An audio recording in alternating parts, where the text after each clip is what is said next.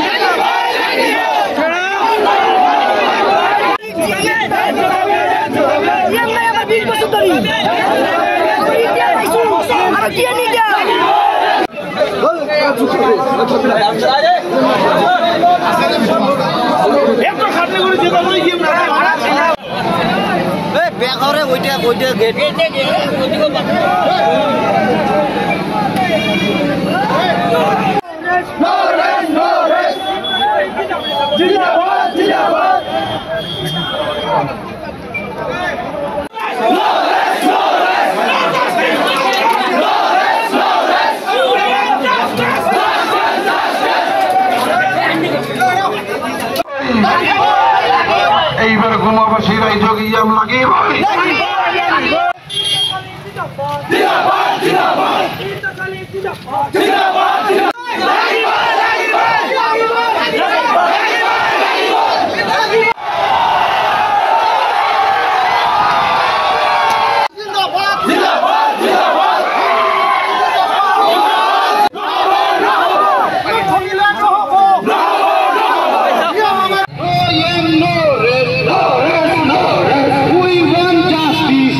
আমি বিপিএফ জন্ম লগ্নৰ পৰাই আমাৰ গুমা সমষ্টিত বিপিএফৰ প্ৰাৰ্থীকে আমি জয় কৰিছোঁ আৰু মাজতে কিবা কাৰণে হয়তো এইবাৰ বেলেগ এটা কেণ্ডিডেটে জিকিছিল আৰু এইবাৰ আমাৰ গুমাবাসী ৰাইজে বিশেষকৈ আশা কৰিছিল যে আমি ইমান দিন খালি MCLহে জিকাইছিলোঁ। এইবাৰ আশা আছিল সকলো ৰাইজৰ যে আমাৰ এন্তাচালীক আমি বিপুল ভোটেৰে জিকাই দিম আৰু আমাৰ হাগ্ৰাম আচাৰেও আমি কথা দিয়াবিলাক বুলি শুনিছিলোঁ যে আমাক ইয়াম দিব। সেইকাৰণে আমাৰ ৰাইজে বিৰাট হাৰ্ড পৰিশ্ৰম কৰি এন্তাচালী তাক জিকাইছে ইয়ামৰ আশাত আৰু এইকাৰণে আজি ৰাইজে ইয়াম নোপোৱাৰ ঘটনাটো হোৱাৰ পিছৰে পৰা মানে নিজে নিজে ওলাই আহিছে। এই ৰাইজে মানে আমাৰ গুমা ব্লক কমিটিৰ অফিচৰ পৰা ডিষ্ট্ৰিক্ট কমিটিৰ অৱগত কৰাৰ কাৰণে ইয়াতে দাবী জনোৱাৰ কাৰণে ইয়াতে আমি ওলাই আহিছোঁ আৰু যেতিয়ালৈকে আমাক ভাল এটা আশ্বাস নিদিয়ে তেতিয়ালৈকে আমি দাবী দিয়ে থাকিম। আমি ইমান দিন ভোট দি আহিছোঁ, বিপিএফক জিকাই আহিছোঁ, কিন্তু আমাৰ গুমাত তেনেকুৱা ডেভেলপ আমাৰ হোৱাই নাই আৰু কি এতিয়ালৈকে যিমানখিনি হ'ব লাগিছিল হোৱা নাই। সেইকাৰণে ইয়ামৰ দাবী কৰিছোঁ যাতে আমাৰ গুমাবাসী উন্নতি হয়। 60 বছৰ বৃদ্ধা মহিলাও ওলাই আহিছে তাৰ ইয়ামৰ কাৰণে।